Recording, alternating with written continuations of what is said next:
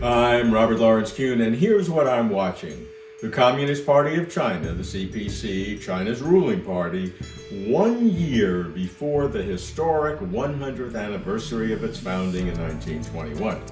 China's leaders, and the CPC broadly, recognize and appreciate that the legitimacy of their right to rule relates directly to how well they fulfill the national aspiration of increasing the well-being, standards of living, and life satisfaction of the vast majority of the Chinese people.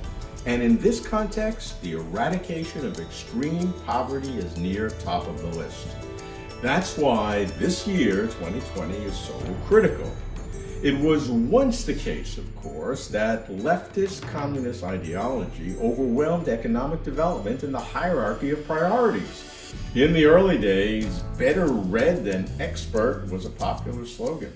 That changed dramatically with the advent of China's reform and opening up in 1978, when paramount leader Deng Xiaoping transformed China by making economic development China's highest and, in a sense, China's singular national priority. As a result, China, led by the CPC, has become the world's second largest economy. Its major cities and science and technology have become world-class.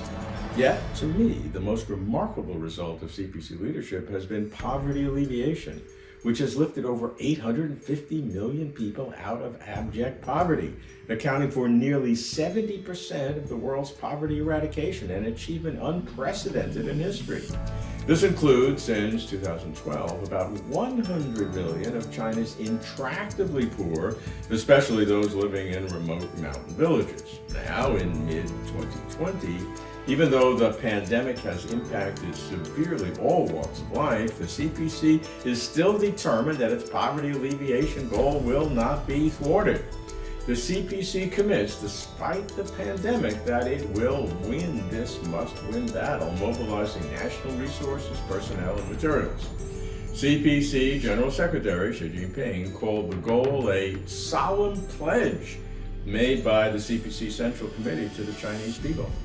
Confucius admonished rulers of a country that water can carry a boat but can also overturn it. Chinese leaders today have adapted this timeless aphorism as a sense of mission to realize the Chinese dream of the great rejuvenation of the Chinese nation, creating a more prosperous and just society for all, and restoring the country's world-class status on the global stage. Based on their long history, the Chinese people believe that trials and tribulations serve to re-energize the country. They have confidence that they will achieve national rejuvenation, and they expect that the CPC will continue to play its leading role. All political systems have trade-offs, many of which are obvious. Not just for balance, but also for accuracy, foreign media would do well to add to their CPC coverage the party's leadership in poverty alleviation. It is an epic for the ages. I'm keeping watch. I'm Robert Lawrence Kuhn.